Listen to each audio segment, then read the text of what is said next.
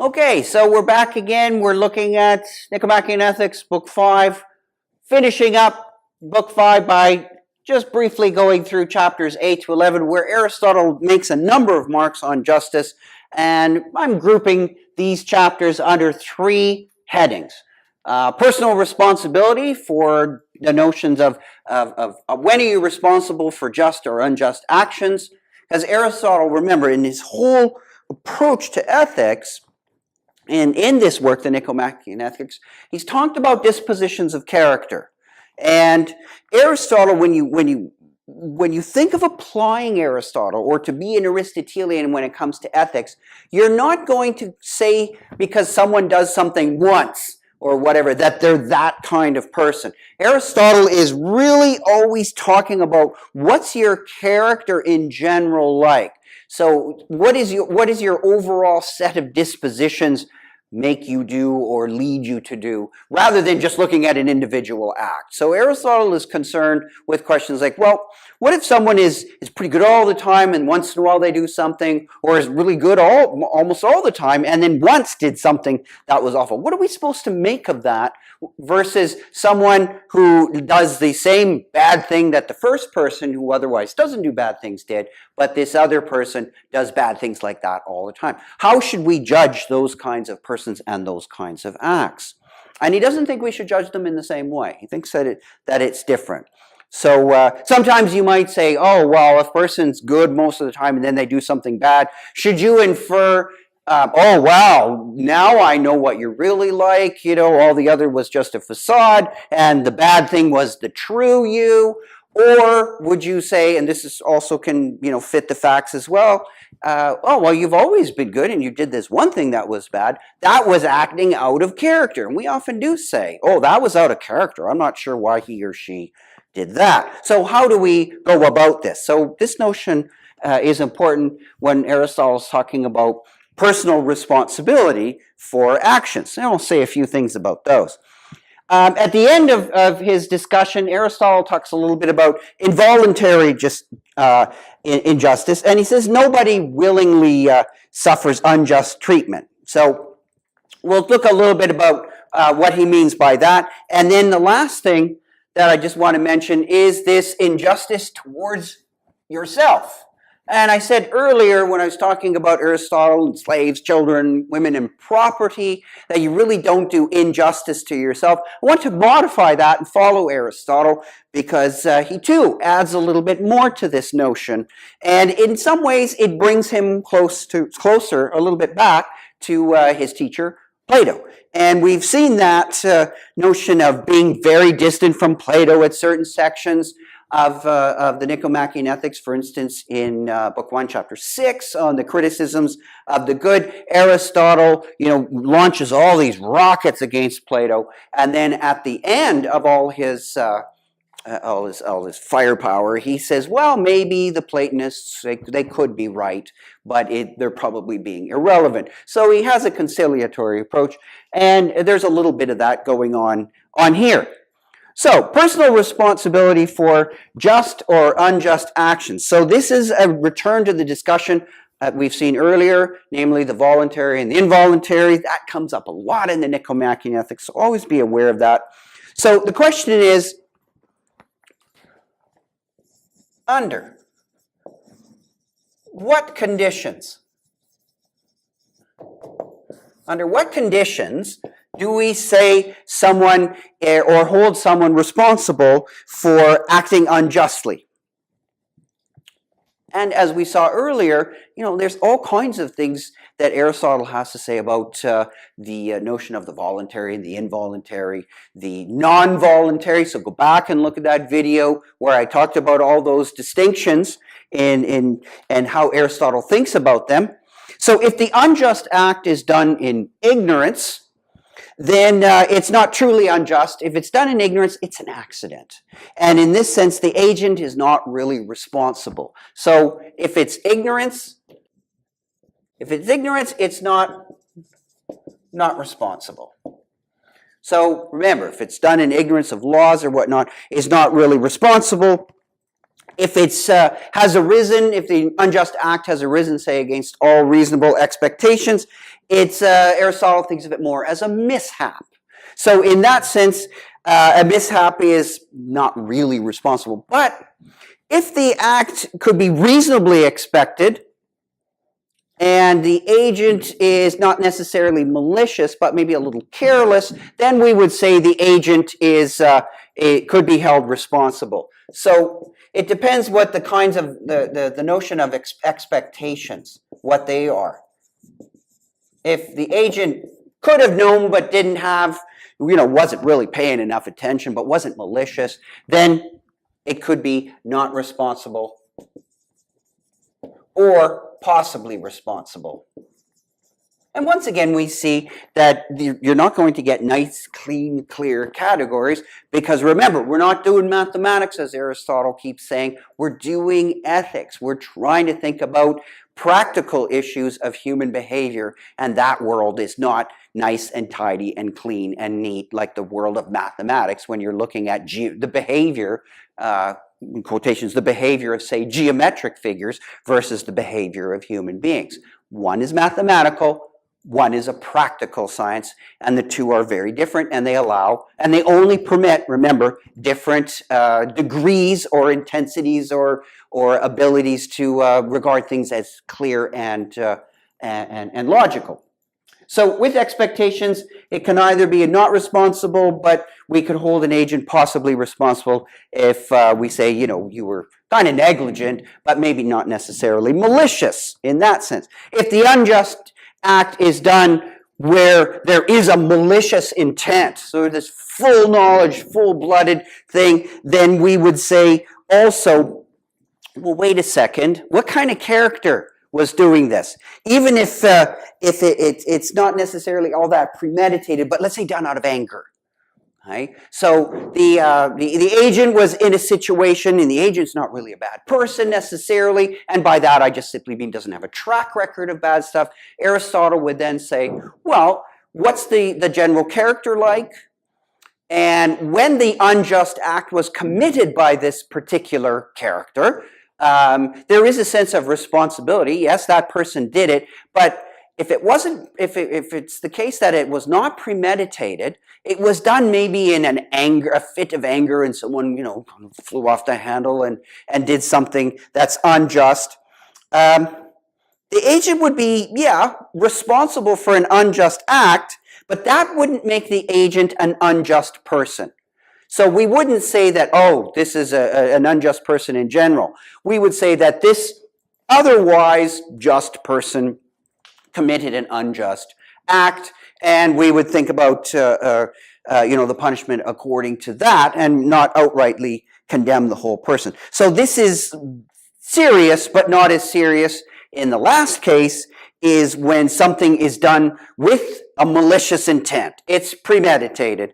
It's keeping in character, like, maybe a hardened criminal or something like that, where there's a long track record of the person as demonstrating an unjust character. This is the worst form, according to Aristotle. This is where the highest personal responsibility and therefore the most maximum punishment that the society is going to dole out would be in that case. So, and in this sense, there are degrees of this. So, what do we have? Well, in the big picture, personal responsibility is not just all or nothing. Right? There's degrees of it. You have to look at the particular circumstances. You can't just lay down just one general rule that says this is when a person is responsible and this is when a person is not responsible. You have to look at the character, the history, the act as well, the context. It gets much more complicated than just simply trying to have a rule. And even if you do have general rules, and Aristotle admits that there are these kinds of general rules, as he stresses repeatedly, the devil's in the details. That is, it's always difficult to apply them, to see exactly how the rule fits the particular circumstance. Because although Aristotle doesn't clearly say this, the great philosopher Ludwig Wittgenstein in the 20th century, stressed quite often, how do you know how to follow a rule? because rules don't necessarily give their own explanation as to how they should be applied. And of course, that's why we have judges and lawyers, because it's not always clear how the law applies to a given set of facts. So, under what conditions? Well, it depends. Right? We have to look at these conditions in detail in order to make these kinds of judgments. Now, with regards to the second one, involuntary justice, at the end of his analysis, Aristotle concludes that nobody willingly suffers unjust treatment. One can do injustice involuntarily, like his earlier discussion of you could do things involuntary or forced at it. But a judge, based on evidence, makes a decision. So Aristotle goes into a little bit of legal analysis here. A judge, based on, let's say, a certain amount of evidence, makes a decision based on that evidence. Now, and Aristotle is coming and approaching notions of legal truth here. Because when we make judgments, when judges make a judgment, they have to make it on the basis of evidence. So, a judge makes a judgment based on the evidence of the time, comes down with a decision, says, guilty or not guilty. This particular subject is going to be punished or not punished, right? So, on the basis of that evidence, the judge makes a judgment and then sentences or doesn't sentence, whatever. Now, it's always possible, Aristotle says, that evidence is incomplete. It's misleading. And in that sense, the judgment that's come down on the basis of incomplete evidence may not be completely accurate. It may not be totally just, but it's done within the conventions of the law.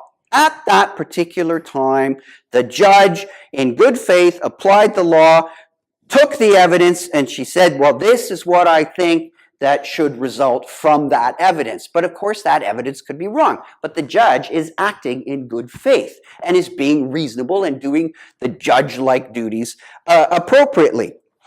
But of course, you could say, well, if she were to learn of new evidence, right, if the initial set of data were to be augmented in some way, then the judge might reverse or modify her judgment and say, oh, well, previously I said the person was guilty or not guilty, and in light of new evidence, we will say something different. So both decisions are correct, but the notion of truth is like a legal notion of truth. Well, it's tied to the kind of evidence that you have. So you can involuntarily make a mistake, right? The judge was functioning to the best of her abilities according to the evidence, actually made a mistake, but that wasn't her internal mistake. It was a mistake because it was predicated on incomplete evidence. So this would be an example, shall we say, of involuntary injustice. Now that's very different than if the judge, even on that same evidence, were to say, well, I don't like that guy, right? And I'm going to convict him. And let's say the other judge, didn't do that, but did it on good faith and convicted. But we would say that the second judge, who's acting out of anger, commits a voluntary injustice. So in this sense, this would be the judge is acting unjustly for the sake of acting unjustly out of money or revenge. But Aristotle admits it's difficult. It's very difficult to ascertain exactly when people are acting purely. It's difficult to act purely justly or unjustly. So it's difficult purely justly or unjustly. Why is that? Well, Aristotle recognizes that in these pure manners, purely unjustly or unjustly, it's very difficult to act in a pure way. Right? Aristotle is always talking about how our emotions and our rationality are tinged. The goal is to have your rationality, your reason side dominate. But you're not going to completely get away from your emotions and other things influencing you. So to act purely in justly, you'd need complete evidence, you have to be completely unbiased, completely free of emotions, etc., etc. And in that sense, you'd be acting purely according to law. Now that view brings you very close to what, if not, what Kant is saying, right? Reverence for the law. This deontological framework of ethics that Kant prescribed is the purging of all kinds of bias, all kinds of emotions. The true moral act, that is the act that has moral worth, according to Kant, must be pure. It cannot be tainted with emotions or even and good sentiments. You cannot say something, well, I did that, I saved the puppy, right, because I wanted the puppy to survive and so it could be happy and healthy. So I had good intentions when I saved the puppy.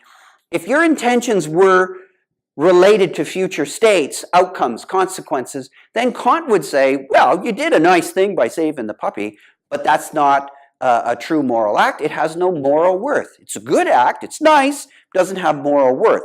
So this notion of acts being completely clean and pure that Kant is building into his system as a prerequisite for truly moral acts, Aristotle would no doubt look at that and say, I don't know if that's actually psychologically possible. And in that sense, Aristotle is very clearly worried about what humans are psychologically capable of doing, whereas Kant really isn't. He thinks that psychology is quite irrelevant when it comes to ethics. So there's a nice contrast, I think, with Aristotle and Kant. So to act purely justly, you need full knowledge and complete accurate evidence. To act purely unjustly, you need to act purely unjustly. To be purely an unjust person, you need to act solely from a pure kind of motive. So it's the other extreme, where there's no real reason in it or anything. It's just this passion or something, just this pure motive that's driving you to do something. And in that sense, that's very difficult too, to talk about that. In either sense, it's difficult to do either of these things purely. So it's probably all a kind of, as we've seen earlier, most actions are some kind of mixture or a mix of pure and impure or whatever you want. So most people, Aristotle says, find it difficult to think that anyone is acting purely out of interest, self-interest, or purely out of a pure motive or whatnot. That we find it very difficult to believe that anybody acts in a pure way in any form. So Aristotle's got a large empirical component, that is a psychological component to his ethical thinking here. So that's why he's often regarded as a kind of naturalist in ethics. Now, the last thing I want to make a few comments about, just a little bit, is the notion of the injustice towards yourself. Talked earlier about notions of property being parts of yourself, and sometimes, unfortunately, people are lumped into that notion of property, as we've seen in an earlier video. And you can't be really unjust towards yourself or parts of yourself.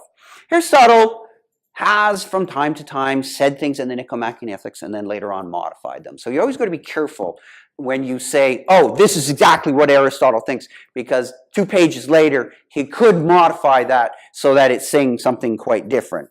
So this is a good example, as some scholars have said, is you read Aristotle's works, especially since we don't have his polished works, read these as works in progress. This is Aristotle sometimes trying some things out, which he will modify a little bit later.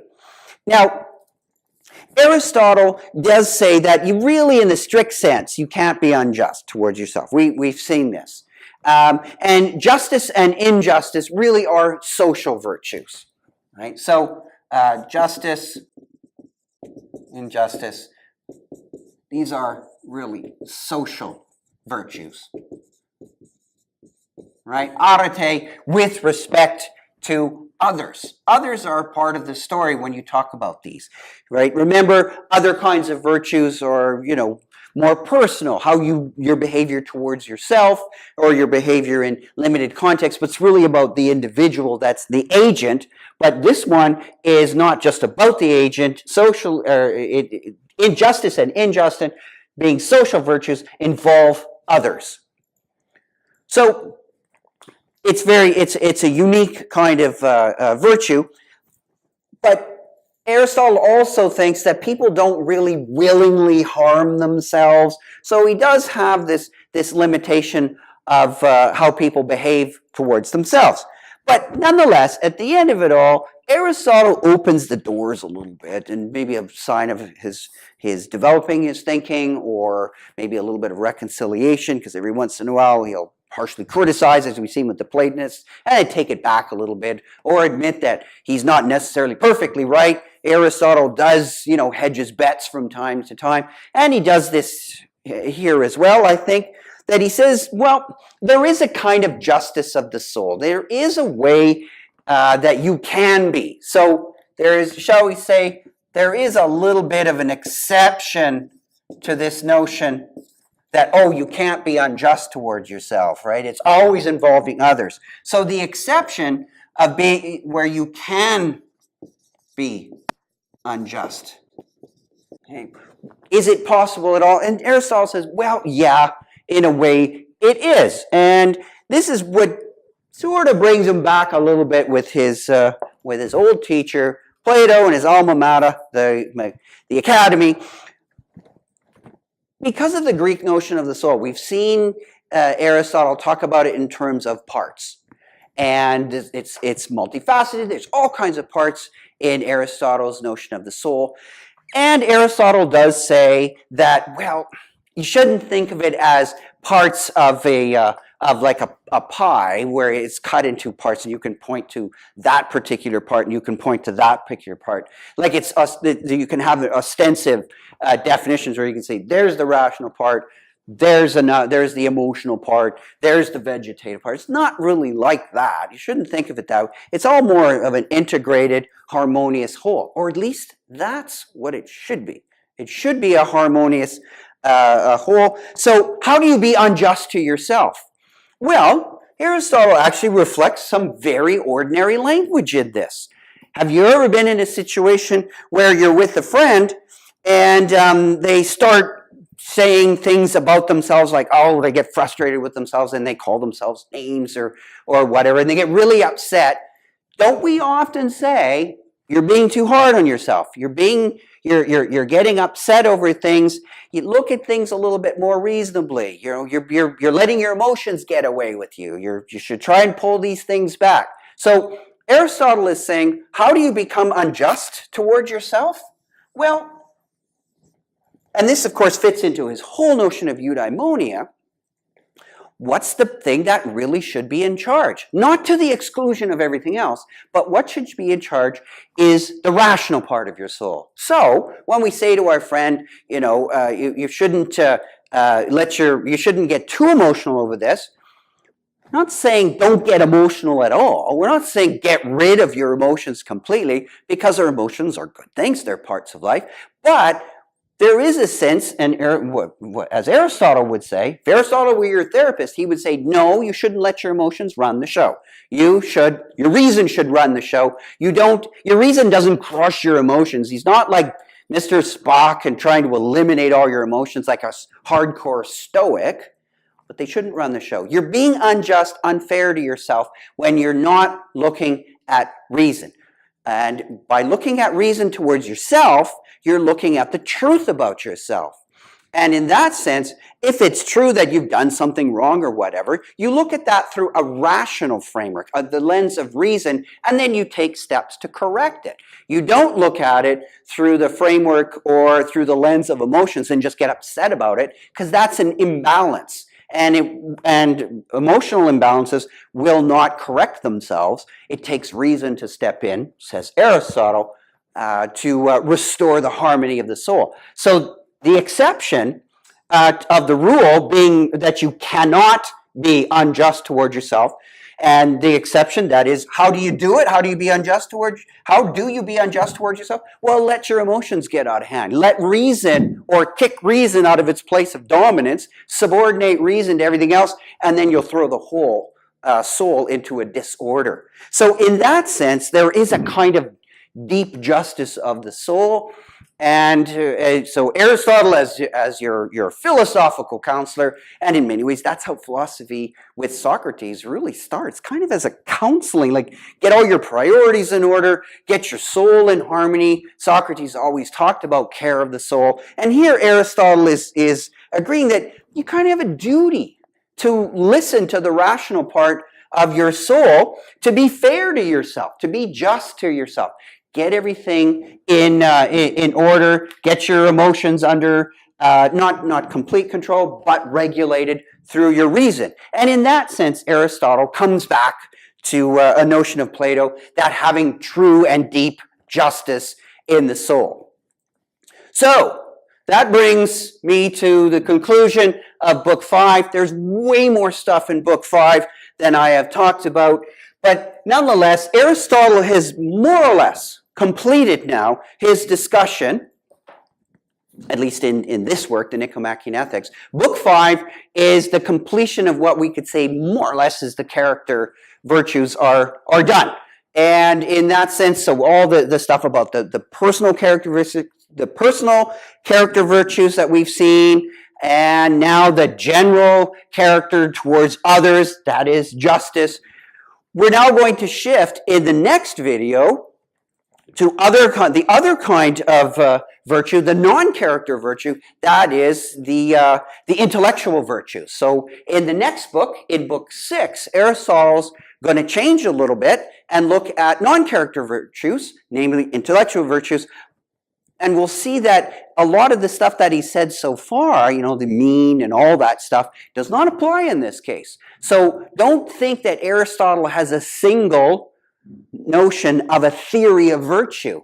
The theory of virtue is going to mislead you if you think that you always got a scientific thing of laying it all out. Rather, think of it that he has sort of a family of virtues. Namely, there's certain character virtues over here, then there's intellectual virtues over here, and then there's justice kind of over here. And somehow we want to put all this together because at the end of the day, like Plato, there is a true justice of the soul where everything's working in harmony. So we're still trying to build up what exactly that harmony is, because at the end of the day, through all this blather that I've been going through, don't forget the key thing is eudaimonia. What is that which gives our lives a meaning, and what makes us say yes to staying alive and doing the things we do? So stay tuned.